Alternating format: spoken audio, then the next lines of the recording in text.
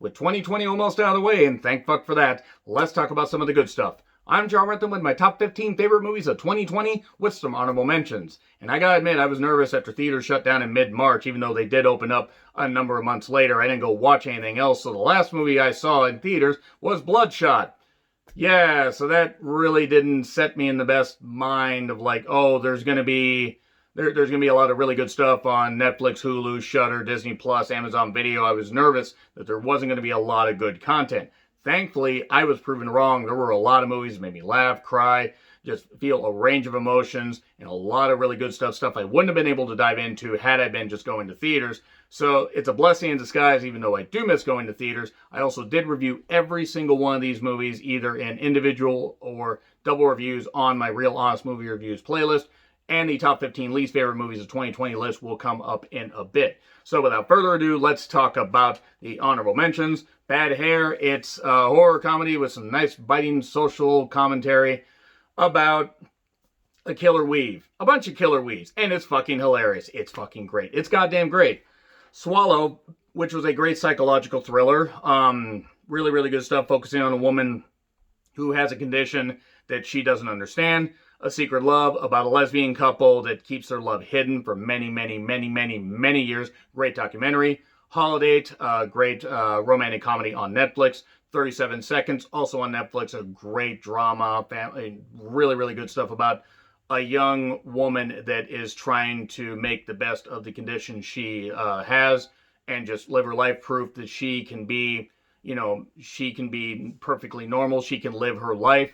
And Happiest Season, a great Christmas-themed comedy that's on Hulu, so I would encourage you guys to check those out. So anyway, let's start off with the top 15. Spontaneous, one of the most recent entrants on this list. High school students start spontaneously combusting, and it's fucking great. It's really goddamn good. It's from the same writer as The Babysitter, and I wasn't so sure how this was going to come across, and it came across really goddamn good. Great horror comedy, just great stuff, but it also hits you really hard in the emotion department. It's got a lot, it blends a lot of genres really damn well. And then we get Emma. Anna Taylor-Joy was fucking great in this remake of Emma. They've done a lot of remakes of this in theaters and then also on TV. She was fucking great in this, and the cast was fucking phenomenal.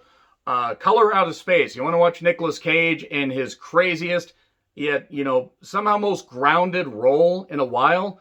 He somehow managed to be both grounded and insane and make this movie that shouldn't have worked really fucking work. I was shocked by how much I liked this. Because it was so bonkers, it was so ridiculous. The body horror and all the elements shouldn't have worked, but by God, it was so hilarious and so ridiculous, I couldn't help but cheer, and I couldn't help but enjoy it. And then we get The Cleansing Hour, which is available on Shudder. And it's about an exorcism that kind of goes a little bit wrong, and the guy's got to prove his worth, and he's got to do the really, he's got to do really crazy things and go to great lengths to prove that his web series, even though he did pretend to do these exorcisms, that this is actually legit. He wants to become famous. He wants to do some really good stuff, and he's got to go through a lot of trials to prove his worth, and he really does fucking do that well. He really goes through the ringer, but this was a very well done movie that was a lot of goddamn fun, very horrifying, very good body horror effects. It was really a fucking revelation. My second favorite horror movie of the year. It was a lot better than I expected. When I first saw a description, I did not think that this was going to be all that good, and it really was fucking tremendous. It was fucking fabulous. Absolutely recommend this. Shocking, and I thought the ending was really good, but I thought the acting was really good, and the fact that they kept the cast small, and obviously it was a small budget production, they made it fucking work. The director, the cast, fucking made this work, and I talked glowingly in like a 12-minute review about it. And then we get Ammonite, which had Kate Winslet and Saoirse Ronan. I can't tell you how many times I have to think to myself how to pronounce Saoirse Ronan's name, because it doesn't look like that's how it should be pronounced. But they're two women that come from different backgrounds and basically end up falling for each other. It's really good, though, how, the two main leads, can make this story that probably wouldn't have worked in the hands of another director, but also other cast members. They managed to make what was a fairly simple story feel very emotional, very deep, and you could tell they cared about each other and that there was a lot of genuineness about this. And that was very refreshing. So Ammonite definitely gets a recommendation. It wasn't my top 10. One, or actually a couple of movies bumped it out. Now we get to the top 10. All together now. It's a rags to riches story, and my God, is it emotional. Holy fucking shit does this movie hit. It is really, really hard hitting, but it is really fucking good. I mean, it is really, really good. A young woman just really wants to succeed. Her and her mother are struggling financially for a variety of reasons. There's opportunities to like maybe go back to get a little bit of stability as far as having a roof over their head, but there's a lot of twists and turns and a lot of stuff that, teenagers wouldn't want to deal. Nobody would want to deal with in life. She has to do her best to make it. She wants to make it, and she wants her mom to, help her make it. And it just really, this is where the list actually gets a little bit emotional and where I'm going to try not to crack, because there are some movies in this top 10 that made me cry. I don't cry at a lot of movies. Maybe it's because of the year. Maybe it's because these movies hit me on a certain day. But All Together Now was really, really good. And Carol Burnett, by the way, was fucking great in this. She was only in there for a little bit, but she was really fucking good. And there's a part towards the end, I'm not going to spoil it here. I did spoil it in the other review, but I'm not going to spoil it. But there's a part where it just like hits. And if you don't get at least a twinge of emotion, towards the end, I'll be surprised. But, it is what it is. Everybody sees things differently. And then we get all the right places. Oh, you want to talk about emotion. Shit. Two unlikely people find love with each other, and my God, I can't believe I had to pause this, and walk out of the room after a certain thing happened towards the end, because I just was so. The two leads were fucking great, genuine, tough to deal with young love like that since they were high school students, or playing high school students, and it was just really, really, really fucking emotional.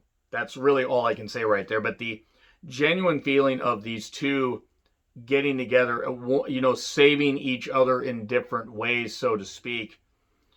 And then the stuff that happens towards the end, it hits like a freaking ton of bricks. In a way that makes sense. It doesn't feel like they just threw you a curveball just for the sake of it. It does make sense. And it kind of, gives it's kind of a look into like mental illness and stuff like that, and how some people handle it well, some people don't, some people manage. It really depends, but there's a lot of layers here, anchored by two tremendous performances by the leads. And then we get to Live Twice, Love Once. There's another one that made me fucking cry. A dad basically is starting to lose his memory. He wants to reconnect with his first love, even though he loved the woman that he ended up marrying. She's since passed away. He wants to reconnect with the woman that he loved when he was a teenager. And his family ends up helping him do that. And there is some comedy, but the feeling, this is another one that really got to me. And it's probably because I have seen family members deal with dementia, Alzheimer's, stuff like that. And seeing how this, the main guy, and his name escapes me right now, the guy that played the main old man, he was really fucking phenomenal in this. He played a great fucking role. The family was also great, but just it's proof that you can go back, but what you go back to may not be what you anticipate. It may not be what you wanted, and maybe you will find what you need, but maybe not in the way you want. That's about the best I can describe it without spoiling, but I encourage you guys to really check that out. Now, it is a foreign movie, so yes, you gotta listen or, read subtitles. I encourage people to check out the original audio track with English subtitles, because you get the most out of it. The dubbed voices aren't the worst, but it's like when I watched a movie called The Binding, which isn't quite on this list, but was pretty good. It went to the default English track at first, and I had to go back all the way to the beginning and set it to Italian, and it was really good. But this, Live Twice, Love Once, does prove love is eternal, but boy, the ways to get there. Fucking hell, whopper of a revelation. Really good stuff, though. Really good all around from beginning to end. And the fact you get to see the descent of Alzheimer's and the lead doing really good, and seeing the family unable to do anything, It's really good shit. We then get to the half of it. It's about somebody who loves somebody, but they decide, hey, I'm going to help this other person who loves them. I'm going to write letters for them for a certain price. The leads, the acting is fucking great in this. There's really not much I can say about this. This is another one that kind of got to me. It didn't quite get to me as much as Live Twice, Love Once. That one felt a little bit more comedic at times, even though it did hit hard and did make me cry. The half of it has a very grounded feeling to it about family, you know, family being important, having friends being important, but also being true to yourself and living your life and not hiding who you are. And that's the thing about that movie. The performances are fucking phenomenal. The writing is crisp as hell. I honestly had this near the top. The only reason that I bumped it down is because of a few, later entrants. This was originally my top 5, but the half of it, I encourage you guys to check it. I fucking loved it. We then get to The Lodge. Holy fucking shit. My favorite horror movie of the goddamn year. Good God. Haunting. Absolutely goddamn haunting. Proof that, oh boy, maybe, you should listen to the kids. Or maybe the kids shouldn't mess with somebody you shouldn't have fucking messed with. And yeah, this was really, really fucking good and disturbing and frightening and atmospheric and everything I could have fucking hoped for. The Lodge, I'm not spoiling it here, but The Lodge is fucking phenomenal. I goddamn love it. When I saw that movie, it was actually pushed back. It was supposed to come out in November of last year, and they pushed it back to February of this year. While I'm glad to include on this list, I would have probably had that at number 1 last year had it come out. But The Lodge is really, really fucking good and haunting and everything you could want in horror. Portrait of a Lady on Fire. Yes, I know that this movie technically came out in 2019, but it didn't get a wide release till 2020. I fucking love it. I'm putting it on here. The 2 lead actresses are great. The color palette, the camera work, the cinematography, the gorgeous scenery, just so much of it. The way the paintings are done and the way the story's told, it's great. And then a bonding over music that ties into something later, and an ending that really stuck with me. And the performances, the 2 leads, I could never pronounce their names, even if I was paid, because I can't do French stuff very well. For a variety of reasons, but in all honesty, they were great in this. And my second favorite foreign movie of the year. So now let's move on to number 4, The Prom. Now I talk about The Prom. It's a great musical from Ryan Murphy. You can definitely tell the guy from Glee, or the guy that created Glee, made this. And this was fucking great. And I'm not even a James Corden fan, and I enjoyed this. And Meryl Streep was a fucking revelation in this, even though she's been great for a number of years. Her, Nicole Kidman, Ageless, they both did great here. The lead girl, I believe it was her first role, or at least her first starring role. She was fucking great in this.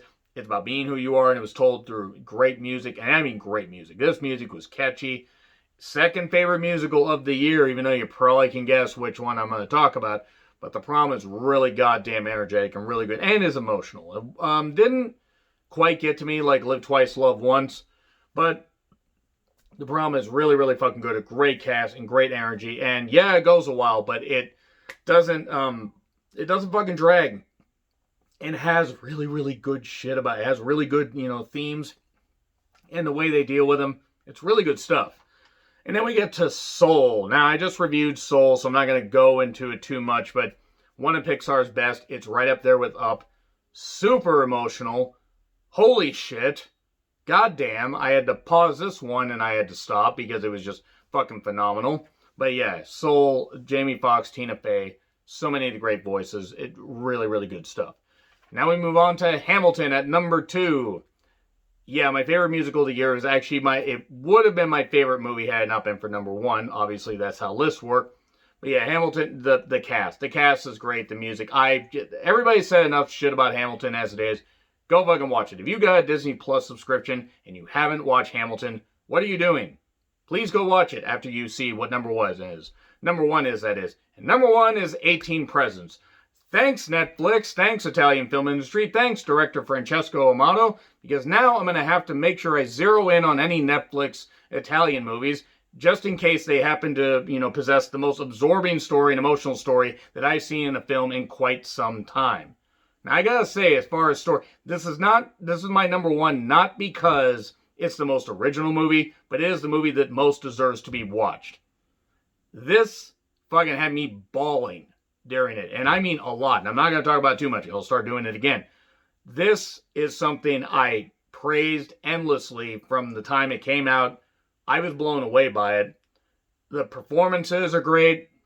Mother, the daughter, everybody is fucking great in this. And yes, there's subtitles, but it's emotional, it's gripping, it's showing that what a parent's love for their child will be, could be, and how it could carry. And it's fucking great. I'm gonna stop talking about it because I'm gonna start crying again. Go watch 18 Presents. It's fucking great. But in all honesty, all these movies are great. But really, 18 Presents is my number one movie. So anyway, let me know your guys' favorite movies in the comments. Top 10, top 15, whatever you like. Like, share, subscribe, Twitter handle in the description. I'm John Ritlin. I'll see you soon.